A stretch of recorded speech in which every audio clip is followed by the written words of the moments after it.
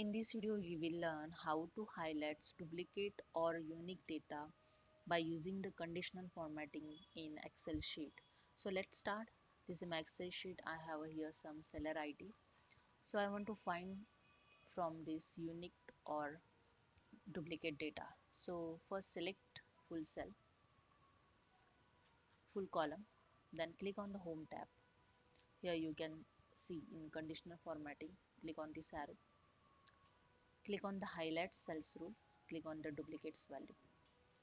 In duplicates value, here you can see the duplicate option. Just click on the arrow. You can choose the unique value also. So I just select first duplicate value. You can choose your color, those you want. I just click this one and click on the OK. If you want to remove this rule, remove this duplicate value. If you want to remove this formatting, just select your full column. Click on the conditional formatting.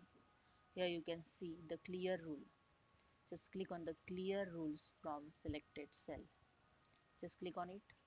So you can see here the duplicate highlighted data will not show here.